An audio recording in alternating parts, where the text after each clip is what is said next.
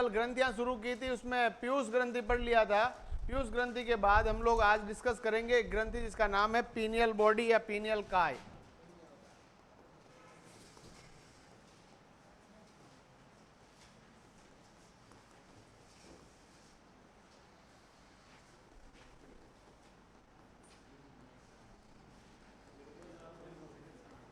प्यारे बच्चों, पूछा जा सकता है कि पीयूष ग्रंथि के बाद पीनियल बॉडी ग्लैंड काम क्या करती है, किस तरह से काम करती है।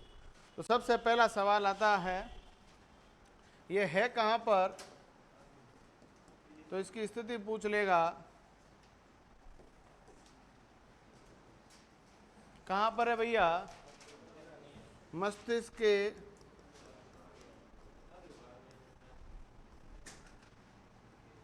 अग्रभाग में। कहाँ पर है? मस्तिष्क के अग्रभाग में। कौन सी ग्रंथि है? Pineal body. कौन सी बॉडी है? Pineal body. पीनियल काय कहो, पीनियल कहो, एक ही बात है। फिर सवाल आता मस्तिष्क के अग्रभाग में कौन सी ग्रंथि है? Pineal body. पीनियल बॉडी कहते हैं इंग्लिश, पीनियल काय हिंदी में। अब देखिएगा, स्त्रावित हार्मोन पूछ लेंगे तो हार्मोन का नाम है मेलेटोनिन हार्मोन। कौन सा हार्मोन है? एक हार्मोन निकालती है जो कि शरीर की जैविक क्रियाओं को नियंत्रित करती है। उस हार्मोन का नाम क्या है? Melatonin hormone. और साथ ही साथ में आपको यह भी याद रख लेना है, यह हार्मोन शरीर की जैविक क्रियाओं को, शरीर की जैविक क्रियाओं को नियंत्रित करता है।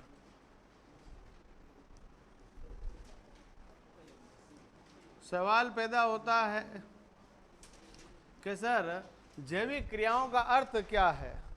आप उठते हो, उठने के बाद रोटियां खाते हो, उठने का टाइम आपका नियत होगा। कई लोग अपने आप उठ जाते होंगे, कई लोगों के पास हाथी का चिंगाड़ने की आवाज आए तो भी नहीं उठे, पर आप लोग जनरली उठ जाते हो। उठने के बाद फ्रेशन अप होना, खाना पीना, जो भी पूरा एक रूटीन रहता है, उस रूटीन को मेंटेन करने के लिए कौन सी ग्रंथि रिस्पॉन्सिबल है? पीनियल बॉडी, जो कि शरीर की जैविक क्रियाओं को, यानी आपके उठने के बाद जो दैनिक जीवन है उसको नियंत्रित करने का काम कौन करेगी? पीनियल बॉडी करेगी। कौन करेगी भैया? यह हार्मोन पीनियल ग्रंथि को, एक सवाल आ सकता है, पीनियल ग्रंथि को क्या कहा जाता है? पीनियल ग्रंथि को शरीर की जैविक घड़ी, शरीर की जैविक घड़ी कहा जाता है। यह भी पूछा जा सकता है कि भैया जी जैविक घड़ी किस ग्रंथि को कहा जाता है, तो आपका उत्तर हो जाएगा कौन सी ग्रंथि है भैया? पीनियल ग्रंथि। कौन सी ग्रंथि है? बातें नहीं करेंगे, सिर्फ आपका ध्यान कहाँ होना चाहिए? बोर्ड के ऊपर। पीनियल ग्रंथि क्या काम करती है? शरीर की जैविक घड़ी कहलाती है। साथ ही साथ में आप लोगों को यह याद रख लेना है, इसे मानव की तीसरी आंख कहा है। इसे मानव की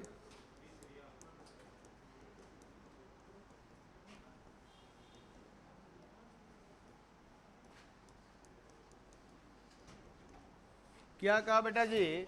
मानव की तीसरी आंख कहा है। आंखों के बीचों बीच ऊपर की तरफ आपके पास तीसरी आंख कहा है। हार्मोन कौन सा निकालेगी भैया जी? Melatonin hormone. अब अगला सवाल आता है कि हम कौन से देश में रहते हैं? भारत में रहते हैं। भारत कर्क रेखा के दोनों ओर विस्तार रखता है। हमारे यहाँ सूर्य प्रकाश की किरणें तिरछे पड़ती है और प्रकाश अच्छा खासा रहता है। गर्मी ठीक ठाक नहीं, अच्छी खासी पड़ती है। और आप लोग देखेंगे भूमध्य रेखा पर सूर्य प्रकाश की किरणें सदैव कैसी पड़ती है? सीधी पड़ती है।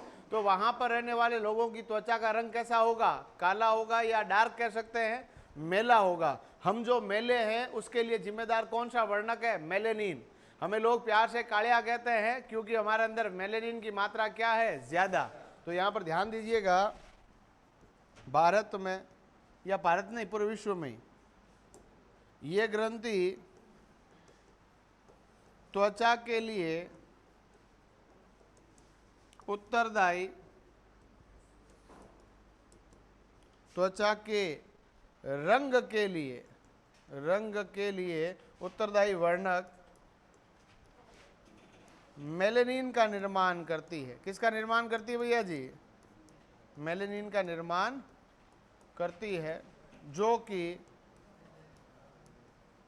बालों व त्वचा के रंग के लिए कार्य करता है। तो हम जो काले हैं, हम जो हमारे बाल काले हैं, कौन से वर्णक के कारण है भैया? मेलेनिन के कारण। तो हमारे पास ध्यान रख लेना, एक वर्णक है जिसका नाम है मेलेनिन, और मेलेनिन आपकी त्वचा और बालों के रंग के लिए उत्तरदायी है। यदि किसी के अंदर मेलेनिन की कमी होगी तो त्वचा का रंग भी उनका थोड़ा हल्का होगा, यानी वो थोड़े गोरे होंगे। जिनमें मेलेनिन की अधिकता होगी उनका रंग कैसा होगा? काला। कोई भी कॉस्मेटिक क्रीम्स जो है कहती है गोरा कर देते हैं, तो वो झूठ बोल रही है, वो फेंकू है। क्यों? क्योंकि क्रीम से कभी भी गोरा नहीं होया जा सकता है। यदि क्रीम से ही गोरा होता तो हम भी 2-3 कंटेनर भेज के क्रिस गेल के पास भेज देते। क्रिस गेल भैया है ना, त्वचा को गोरा नहीं किया जा सकता। ये मेलेनिन वर्णक के लिए वर्णक के कारण ऐसा होता है। ये हमारे सिक्स सेंस को पहचानने में हेल्प करती है। साइंस कहती नहीं है, फिर भी ऐसे लोग कहते हैं। ये शरीर की सबसे छोटी ग्रंथि है। जैविक क्रियाओं का मतलब है आपके उठने का टाइम। आप बोलोगे सर मैं तो उठता ही नहीं हूं, जब तक पानी नहीं गिरा दिया जाए शरीर के ऊपर तो मैं तो उठता ही नहीं हूं। तो फिर क्या मेरी मेलेनिन जो पीनियल ग्रंथि खराब है क्या? नहीं। यदि आप लोगों को पता है, आपको पता है टेंशन किस बात की है भाई? जिंदगी में चारों तरफ पैसे ही पैसे है, आपको टेंशन किस चीज की है नहीं। यदि आप लोगों का एग्जाम है, फौज का एग्जाम है, मान लो आपका एग्जाम का टाइम है सुबह 8:15 बजे, और आपको एग्जाम सेंटर पहुंचना है, और आपका सेंटर आपसे आधा घंटा दूर है, और आपने बोला 7 बजे उठूंगा, आंखों पर लगाऊंगा पानी और एग्जाम सेंटर की तरफ चल दूंगा, और ऑटोमेटिकली आपकी नींद उससे पहले जग जाएगी। जितनी बजे का आपने अलार्म लगा रखा है उससे पहले आपकी नींद जग जाएगी, क्योंकि आपकी पीनियल ग्रंथि ने बार बार रिपीटेडली रिपीट किया कल एग्जाम नहीं छूट जाए यार, मेरा एग्जाम है, मेरे को एग्जाम देने जाना है, मुझे चिंता हो रही है, मुझे टेंशन हो रही है। फिर वो ऑटोमेटिकली आपकी पीनियल बॉडी ने बोला चल चिंटू उठ, एग्जाम देने चलना, फौजी बनने चलना है, तो ऑटोमेटिकली आप क्या हो जाओगे? जग जाओगे। तो हमने एक ग्रंथि पढ़ ली पीयूष, उसी के पास एक ग्रंथि और पढ़ ली पीनियल ग्रंथि। पीनियल के बाद हम लोग कहाँ आ गए? गले के अंदर। और गले के अंदर एक ग्रंथि जिसका नाम है थायराइड। शरीर की सबसे बड़ी अंतःस्रावी ग्रंथि कौन सी है बेटा जी? थायराइड। थायराइड का ही एक और नाम है कौन सी? 2। बोर्ड पे देखिएगा। स्थिति कहां पर है भैया जी? गले में। कहां पर है भैया? गले में। गले के अंदर स्थित है। आकार पूछ लेगा अंग्रेजी का एच अक्षर। कौन सा अक्षर है बेटा? एच अक्षर। यानी हाँ, जे अक्षर जैसा कौन होता है? आमाशय। मान लेते हैं ये आपकी श्वसन नली है। श्वसन नली के दोनों ओर ये ग्रंथि है जिसका नाम कौन सी है भैया? थायराइड। कौन सी ग्रंथि है भैया? थायराइड। और थायराइड के अंदर ये जो 4 डॉट नुमा संरचना होती है इसका नाम है पैराथायराइड। कौन सी ग्रंथि है भैया जी? पैराथायराइड।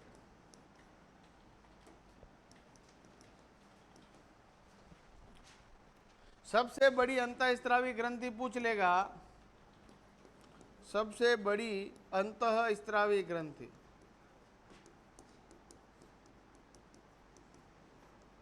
कौन सी है? थायराइड।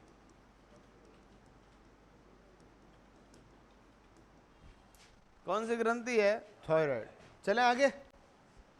सबसे बड़ी अंतःस्रावी ग्रंथि कौन सी है? थायराइड। आकार इसका कैसा है? एच अक्षर का। और है कहां पर? गले के अंदर। अब देखिएगा कार्य क्या है। शरीर में उपापचयी क्रियाओं का नियमन। किन क्रियाओं का भैया जी? यानी आप खाना वाना खाते हैं क्या? राबड़ी खाते हैं? राबड़ी खाते हैं, खाटी चाप पीते होंगे, और उसके बाद जो पाचन की क्रियाओं के अंदर सहायक कौन सी ग्रंथि है? याद रख लोगे बेटा।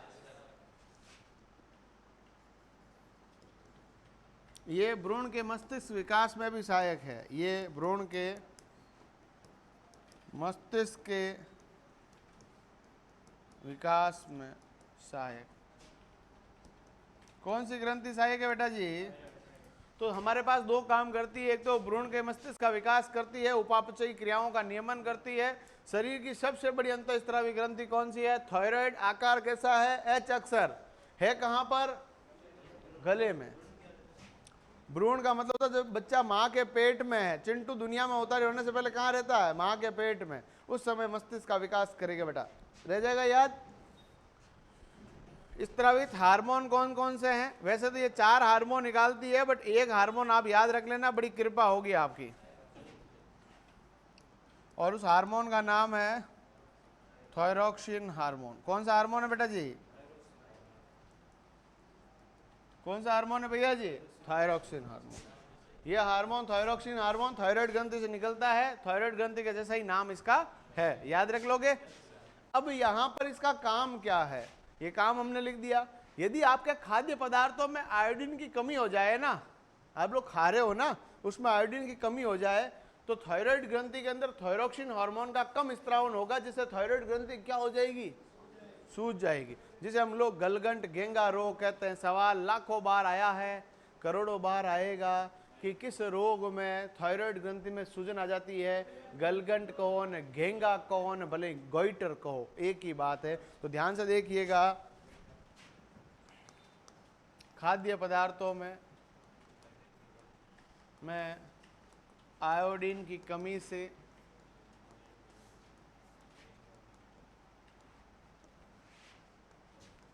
थायरॉक्सिन हार्मोन का स्त्रावन कम हो जाता है,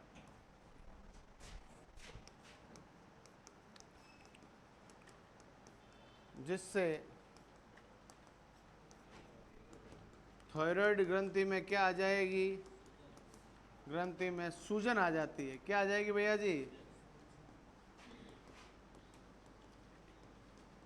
इसे हम लोग कौन से रोग के नाम से जानेंगे? गलगंट, जिसे गलगंट घेंगा या गोइटर रोग कहा जाता है। कौन सा रोग कहा जाता है बेटा जी? गेंगा गोइटर रोग कहा जाता है। गलगंट कहो न गेंगा कहो न गोइटर कहो, जिसमें थायराइड ग्रंथि में क्या आ जाएगी? सूजन। गले में क्या आ जाएगी? सूजन। कहाँ पर सूजन आएगी? यहाँ पर लिख लेना पास में। कहाँ पर सूजन आएगी? माथे में नहीं आएगी, गले में। अब सवाल आएगा, आयोडीन की प्रतिदिन आवश्यकता कितनी है?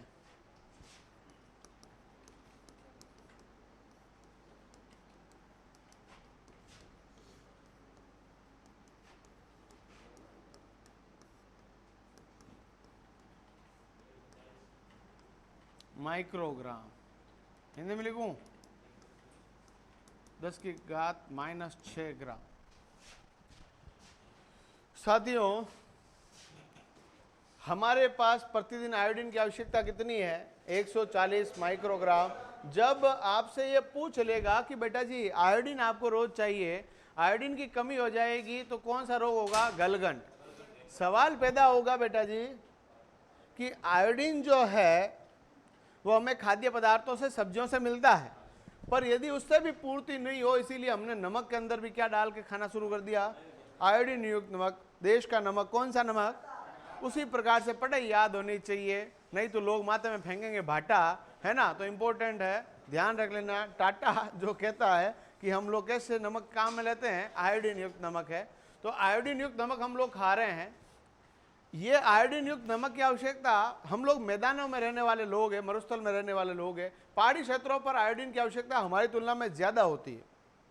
क्यों? क्योंकि पहाड़ी क्षेत्रों पर नमक के कट्टे ऊपर चढ़ते नहीं है, जोर आता है, पसीना आने लग जाता है, कैसे चढ़ाएंगे वहां नमक के कट्टे हैं? तो वहां पर क्या है कि जमीन है उस प्रकार से है, तो लगातार मृदा अपर्दन ज्यादा हो रहा है, इसीलिए उसकी मृदा के अंदर आयोडीन युक्त तत्वों की क्या हो जाती है? कमी। इसीलिए वहां पर यदि नमक आयोडीन वाला नहीं खाएंगे तो वहां पर गलगंट रोग होने की संभावनाएं हमारी तुलना में क्या रहेगी?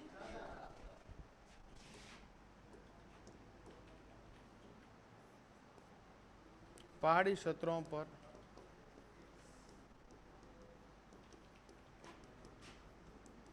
गलगंट रोग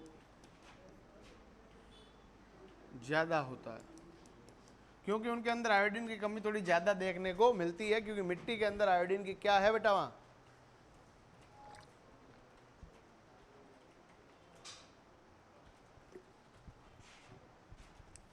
चलिए मैं आपसे और पूछूं, थायराइड ग्रंथि से और कौन से रोग होते हैं? थायराइड ग्रंथि संबंधी रोग है, एक का नाम है हाइपरथायरॉयडिज्म। क्या नाम है बेटा जी? एक का नाम है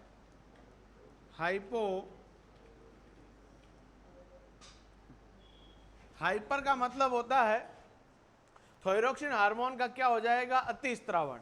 और इसमें थायरोक्सिन हार्मोन का क्या हो जाएगा? कम स्त्रावण। मैं बोलूं मैं हाइपर हो गया तो यानी कि जो मेरा सामान्य स्वभाव है उससे बहुत ज्यादा चिल्लाने लग गया, तो उस कंडीशन को हम लोग हाइपर कंडीशन कहेंगे। तो यहां पर भी वही है, थायरोक्सिन हार्मोन ज्यादा निकलने लग गया तो उस कंडीशन को क्या कहेंगे? हाइपरथायरॉयडिज्म। इसमें थायरोक्सिन हार्मोन का अति स्त्रावण, स्त्रावण तो होता है जो ठीक ही है, अति स्त्रावण क्या होने लग जाएगा भैया जी? इसके कारण क्या होगा? उपापचयी क्रियाएं, यानी जो पाचन संबंधी क्रियाएं हैं वो क्या हो जाएगी? तेज। उपापचयी क्रियाएं क्या हो जाएगी भैया जी? तेज। इसका मतलब क्या है बेटा? तेज। वजन में क्या देखने को मिलेगी? कमी।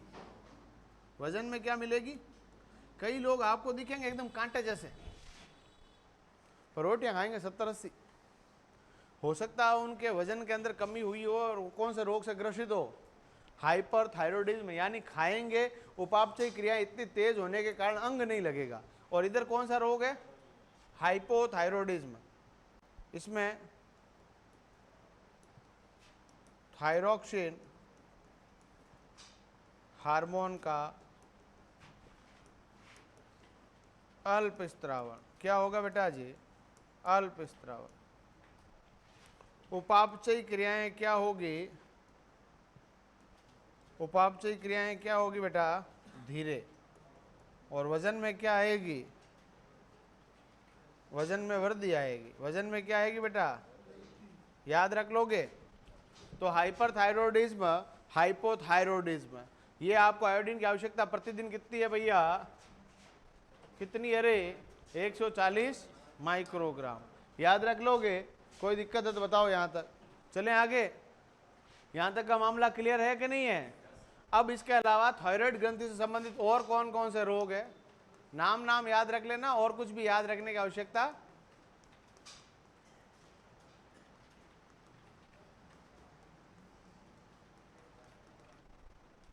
थायराइड ग्रंथि संबंधित दो रोग में बात करें तो एक रोग है जिसका नाम है औटुमावता। कौन सा रोग है?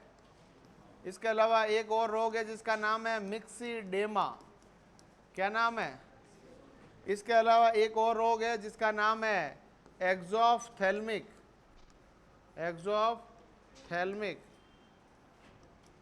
गोइटर। एक्सोफ्थेल्मिक गोइटर, ये भी किससे संबंधित है? थायराइड ग्रंथि से संबंधित रोग है। याद रख लोगे बेटा जी? तो थायराइड ग्रंथि से संबंधित रोग कौन कौन से हो गए, ये भी आपको याद रखना है। तो थायराइड ग्रंथि के बाद एक और ग्रंथि आती है जिसका नाम है पैराथायराइड। कौन सी ग्रंथि है बेटा जी? पैराथायराइड ग्रंथि।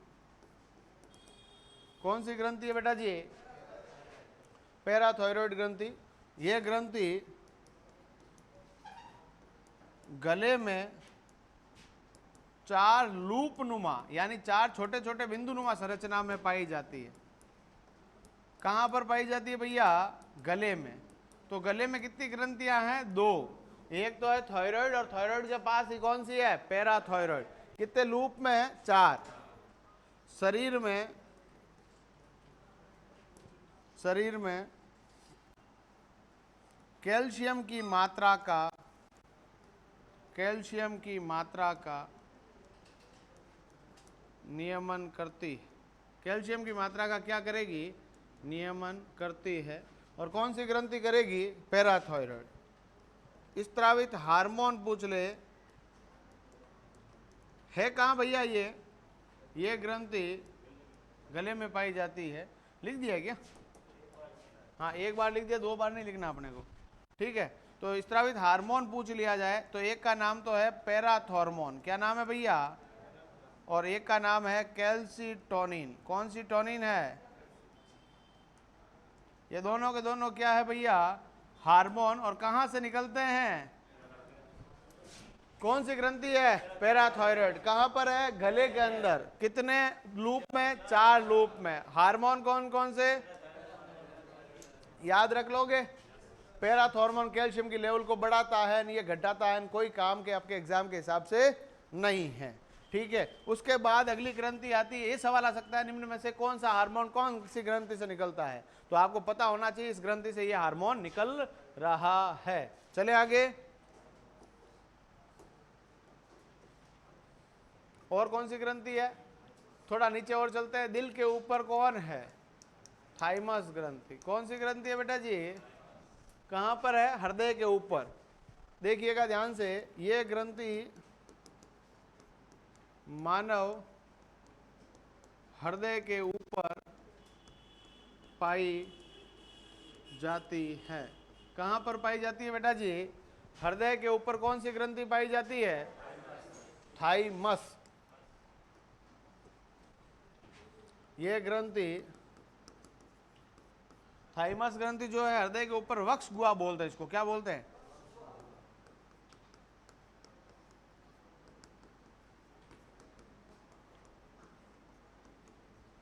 स्रावित हार्मोन पूछ लेगा, स्रावित हार्मोन, तो हार्मोन का नाम है थाइमोसिन हार्मोन। कौन सा हार्मोन है बेटा?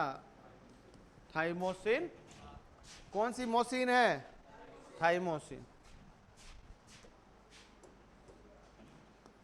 ये ग्रंथि शरीर में बुढ़ापे की निशानी कहलाती है। क्या कहलाती है?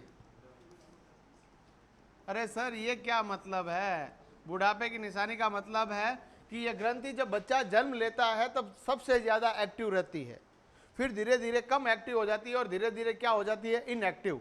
यानी बचपन के दिनों में ये सबसे ज्यादा एक्टिव होती है, और इसके सर्वाधिक एक्टिव होने के कारण ही, यदि आप लोग देखोगे ना, टीकाकरण कब होता है? बचपन में होता है, 55 में नहीं, बचपन में। तो देखिएगा, इस ग्रंथि को क्या कहा जाता है? बुढ़ापे की निशानी।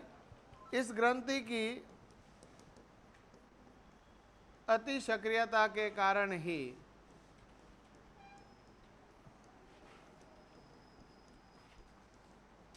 टीकाकरण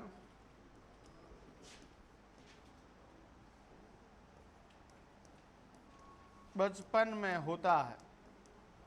यह ग्रंथि बोर्ड में देखिएगा, 0 से 5 वर्ष की आयु में तो क्या होती है? 0 से 5 वर्ष की आयु में क्या रहेगी भैया? अति सक्रिय रहेगी। क्या रहेगी? 5 से 12 वर्ष तक सक्रिय रहेगी। 12 वर्ष की आयु के बाद, 12 वर्ष की आयु के बाद धीरे धीरे निष्क्रिय हो जाती है। नहीं नहीं, ऐसा कुछ भी नहीं पूछेंगे, बस ये ध्यान रख लेना, बुढ़ापे की निशानी किसको कहा गया है? थाइमस ग्रंथि को।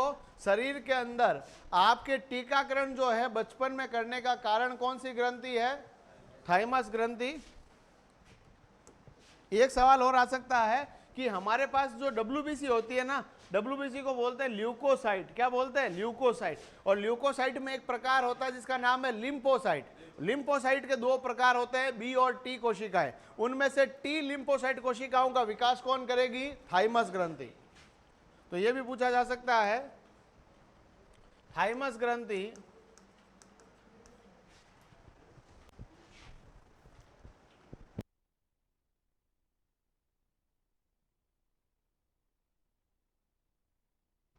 थाइमस ग्रंथि जो है, यहां पर ध्यान रख लेना, थाइमस ग्रंथि शरीर में टी लिम्फोसाइट कोशिकाओं का, कौन सी कोशिका है बेटा? टी लिम्फोसाइट कोशिकाओं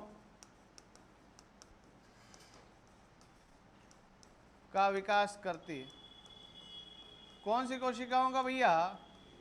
टी लिम्फोसाइट कोशिकाओं का विकास कौन सी ग्रंथि करेगी? थाइमस ग्रंथि। और आपसे पूछ लेगा कि दुनिया में जब बच्चा अवतारी होता है, इतने छोटे बच्चे के टीके लगा रहे यार, अपन को दया आने लग जाती है कि यदि अभी अपना शरीर है डाकी जैसा है, अभी भले भैंस वाला इंजेक्शन लगाओ, फर्क पड़ा है अपने? कोई फर्क नहीं पड़े। पर बचपन में आपके इंजेक्शन लगाए गए, उसका मुख्य कारण क्या था कि उस समय थाइमस ग्रंथि सबसे ज्यादा सक्रिय थी। और उस समय टीकाकरण वह प्रक्रम है जिसमें बहुत ही कमजोर या मृतप्राय वायरसेस को आपकी बॉडी के अंदर प्रवेशित कराया जाता है, और आपका शरीर उसमें थाइमस ग्रंथि देखेगी और बोलेगी दया कुछ तो गड़बड़ है, कौन आया अंदर, और उसके खिलाफ क्या बनाएगी? बंदूक के पिस्तौले। ताकि बंदूक पिस्तौल मतलब ये नहीं अंदर बंदूकें बनी हुई है, मतलब इम्यूनिटीज बनाएगा, इम्यूनिटी बनाएगा, एंटीबॉडीज बनाएगा, ताकि जीवन के अगले पड़ाव में यदि मजबूत वाला वायरस, मजबूत वाला बैक्टीरिया आ जाए तो भी आपको फर्क नहीं पड़े। जैसे आप यहाँ पर कोचिंग आए हो, टेस्ट वेस्ट देते हो, तो परीक्षा के अंदर आप बोलोगे यार टेस्ट में घना ही दिया, क्या फर्क पड़ता है मेरे को, मैं 1 मिनट पास कर लूंगा। तो वो कॉन्फिडेंस लाने के लिए है ना यहाँ टेस्ट लिए जाते हैं। उसी प्रकार से आपके शरीर के अंदर भी बहुत सारे संक्रामक रोगों के खिलाफ लड़ने के लिए आपके टीकाकरण प्रक्रम किया गया है, ताकि जीवन के अगले पड़ाव में कोई संक्रामक रोग यदि आए तो उतना प्रभाव नहीं डाले जितना वो डाल सकता है। तो यहाँ पर ध्यान रख लीजिएगा, टीकाकरण के जनक भी पूछ सकते हैं। टीकाकरण के जनक कौन है कि हु इज फादर ऑफ टीकाकरण या वैक्सीनेशन? अंकल का नाम है एडवर्ड जेनर। काकू का नाम क्या बेटा? Edward Jenner. इन्होंने सबसे पहले चेचक का टीका खोजा। किसका टीका खोजा? चेचक का टीका खोजा। याद रख लेंगे भैया जी। तो ये आपके पास कौन सी ग्रंथि हो गई बेटा? थाइमस ग्रंथि। हम लोग यहाँ तक पहुँच गए। थाइमस के बाद है अग्नाशय ग्रंथि जो कि मिश्रित है, और उसके बाद एक ग्रंथि है जिसका नाम है एड्रिनल ग्रंथि। पहले मैं थोड़ा एड्रिनल बता देता हूँ, फिर मैं आपको कहाँ लेकर जाऊँगा? अग्नाशय पे। तो थोड़ा लंबा है अग्नाशय, इसलिए पहले सॉरी हाँ अग्नाशय लंबा है, इसलिए पहले थोड़ा एड्रिनल पढ़ा देता हूँ। एक ग्रंथि है जिसका नाम क्या भैया? एड्रिनल ग्रंथि। क्या नाम है? जिसका एक और नाम है, उसका नाम है अधिवृक्क। कौन सी वृक्क है? अधिवृक्क ग्रंथि। याद रख लोगे बेटा जी, अधिवृक्क ग्रंथि, एड्रिनल ग्रंथि। एड्रिनल ग्रंथि या अधिवृक्क ग्रंथि की बात करें तो कहां पर स्थित है? स्थिति कहां पर है भैया? स्थिति कहां पर है? गले में। गले में किडनी में है, किडनी के ऊपर, अधिवृक्क, वृक्क के ऊपर।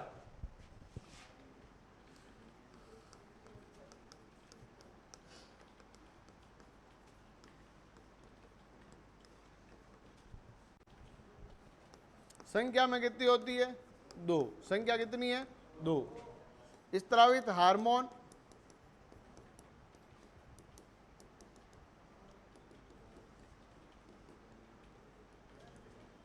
Adrenaline hormone. एड्रीनलिन या इसका एक और नाम है, उसका नाम है एपिनेफ्रिन हार्मोन। कौन सा हार्मोन है? Epinephrine hormone. एड्रीनलिन या एपिनेफ्रिन हार्मोन, जैसे इसका काम क्या है? इस हार्मोन को 3F एंड 4S हार्मोन कहा गया है। क्या कहा गया? कौन सा हार्मोन कहा गया बेटा? 3F and 4S। 3F का मतलब है फियर, फाइट, और तीसरे का नाम है फ्लाइट। फ्लाई कर दो, फ्लाइट तो ज्यादा हो जाएगा। फ्लाई, डरो, लड़ो और चप्पलें हाथ में लेके भागो। डरो, लड़ो और उड़ो। अब आप बोलोगे सर उड़ते कैसे हैं? मैं उड़ी, ऐसे तो उड़ते। आप जा रहे हो, आपकी इच्छा होगी घूमने की, आप जंगल में चले गए, सामने आ गया शेर। शेर आते ही आपको क्या लगेगा? खुशी होगी, हाय शेर, हैं? डर लगेगा, धड़कन धक धक धक, डरेंगे। उसके बाद तुम्हें लगा अब तो सामने मौत खड़ी है भाई, लड़ू। आपको एक बार लगे बचपन में मम्मी मुझे शेरू कहती थी प्यार से, शेरू इधर आ बेटा, तो आपको लगे शेर से तो मैं लड़ी लूंगा। फिर अपने शरीर को देखा और देखा चप्पलें हाथ में लेके उड़, चप्पलें हाथ में लेके गायब। तो उस समय आपके डिसीजन मेकिंग में हेल्प करने वाला हार्मोन कौन सा है? Adrenaline hormone. दुनिया का सबसे तेज धावक कौन हुआ? उसेन बोल्ट नहीं बेटा, जिसके पीछे कुत्ता दौड़ रहा है। आप ऐसे लंगड़ा के चल रहे हो ना, आपको बुखार आया हुआ है, और यदि कुत्ता पीछे से आके वो करे तो सुपरसोनिक स्पीड से भागेंगे कि नहीं भागेंगे?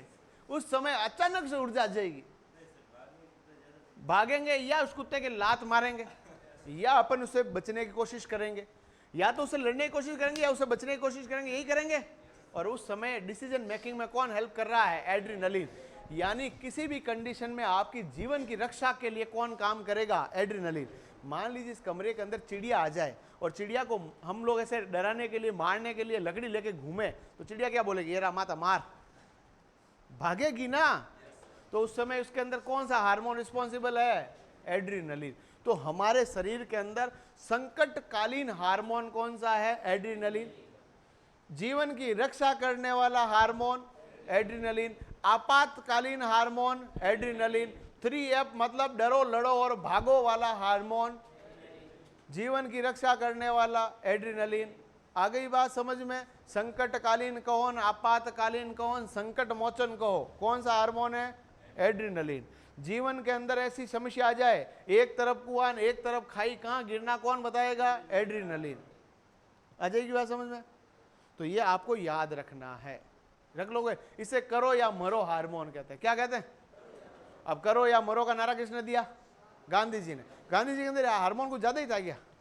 तो ये मतलब आपको ये बताएगा भाई साहब अब आपको कोई ना कोई डिसीजन लेना ही पड़ेगा, या तो करो या मरो, क्योंकि अपने आप को बचाना इसका सबसे प्राइम रिस्पॉन्सिबिलिटी है। इसीलिए उस समय आपके डिसीजन मेकिंग में निर्णायक हार्मोन कौन सा है? एड्रीनलिन। अब निर्णायक का मतलब ये नहीं कि एम्पायर, एम्पायर भी निर्णायक ही होता है, यूं नहीं कि उसके अंदर कुछ ज्यादा ही है, ऐसा नहीं है। तो निर्णायक हार्मोन इसलिए कहा है कि जीवन के अंदर आपको ऐसे डिसीजन लेने में हेल्प कौन करेगा? Adrenaline hormone. 3F का मतलब तो हो गया सर, 4S का मतलब बताओ ना सर। ये आपके शरीर में शुगर यानी शर्करा की मात्रा के अंदर भी काम करेगा। सॉल्ट यानी लवणों को भी नियंत्रित करने में हेल्प करेगा। आपके शरीर में स्ट्रेस, तनाव के नियमन में भी हेल्प करेगा। इसके अलावा सेक्स, द्वितीयक लैंगिक लक्षणों के विकास में,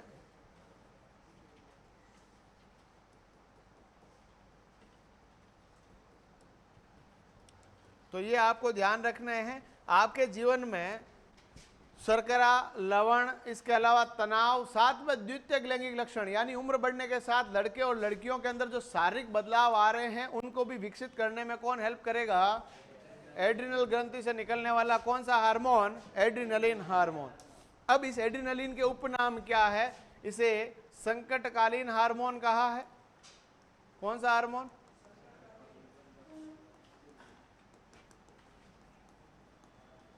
संकटकालीन हार्मोन कह दो भाई।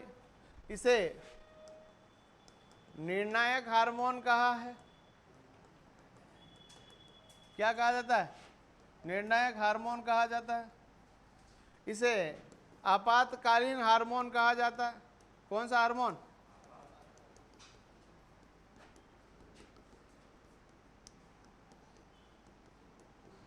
इसे करो या मरो हार्मोन कहा जाता है। क्या कहा जाएगा भैया? करो या मरो हार्मोन किसे कहा जाता है? संकटग्रस्त। इसे जीवन रक्षक हार्मोन कहा जाता है। क्या कहेंगे भाई? जीवन रक्षक हार्मोन कहा जाता है। ये सब बातें आपको क्या रखनी पड़ेगी? याद रखनी पड़ेगी। रख लोगे ना भाई? इसके अलावा दो रोग है, एड्रिनल विरलिज्म जो कि महिलाओं के अंदर हो सकता है, जिसमें पुरुषों के लक्षण पैदा हो जाते हैं, और दूसरा है गाइनेकोमेस्टिया जिसमें महिलाओं के अंदर रोग होता है, जिसमें माफ कीजिएगा महिलाओं के अंदर रोग होता है एड्रिनल विरलिज्म जिसमें लक्षण किसके आ जाएंगे? पुरुषों के।